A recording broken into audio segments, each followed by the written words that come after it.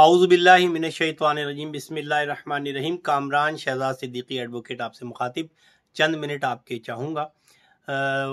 دوستو، یہ ربیع الاول کا مبارک مہینہ ہے۔ نبی اکرم صلی اللہ علیہ وسلم کی ولادت اسی مہینے میں ہوئی اور امت کے لیے یہ مہینہ بہت ہی زیادہ خیر و برکت کا مہینہ ہے۔ اس مہینے میں امت کا ایک بڑا طبقہ جو ہے وہ جلسے جلوس کرتا ہے، چراغاں کرتا ہے، سجایا جاتا ہے، گھروں کو، مارکیٹوں کو، مساجد کو میلاد کیے جاتے ہیں، نعت خوانی کی جاتی ہے، ذکر و اذکار کیا جاتا ہے۔ یہ سب کچھ اپنی خوشی کے اظہار کے لیے بہت اہم ہے، لیکن امت کو جو سب سے زیادہ ضرورت ہے وہ نبی اکرم صلی اللہ علیہ وآلہ وسلم کی تعلیمات پر عمل کرنا ہے۔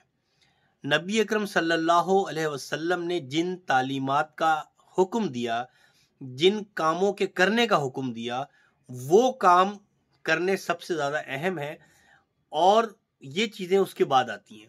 تو نبی اکرم صلی اللہ علیہ وسلم سے محبت کا اظہار کرنے کا جو صحیح طریقہ ہے وہ یہ ہے کہ ہم اس مہینے میں اللہ رب العالمین سے یہ وعدہ کریں کہ ہم سیرت مصطفیٰ صلی اللہ علیہ وسلم کو پڑھیں گے اور مقدور بھر کوشش کریں گے کہ ہم ان کے احکامات پر عمل کریں تاکہ اللہ کے پسندیدہ مسلمان بندے بن جائیں۔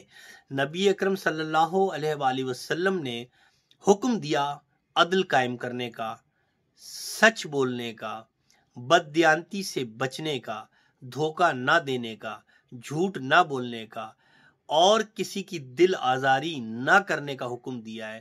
تو امت کو اس مہینے تمام طریقوں سے جس طریقے سے وہ ربیع الاول مناتے ہیں وہ منائیں، لیکن میری خواہش اور میری التجا یہ ہے کہ ہم سب پوری دنیا کے 2 ارب مسلمان یہ عہد کریں کہ آج سے نبی اکرم صلی اللہ علیہ وسلم کی تعلیمات کے مطابق زندگی گزارنے کی بھرپور کوشش کریں گے اور کوئی ایسا کام نہیں کریں گے جس سے نبی اکرم صلی اللہ علیہ وسلم کی ناراضگی کا باعث بن جائے وہ کام۔ نماز کی پابندی کریں گے، قرآن کریم کو روزانہ پڑھیں گے اور کوئی کام سوشل میڈیا میں بھی ایسا نہیں کریں گے جو بے حیائی پھیلاتا ہو، جس سے برائی پروموٹ ہوتی ہو۔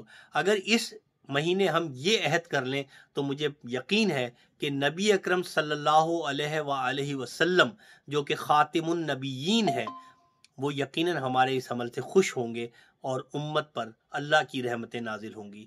امید ہے کہ آپ کو میرا یہ پیغام پسند آئے گا، اسے پروموٹ کریں اور اس پر عمل کرنے کی کوشش کریں۔ شکریہ۔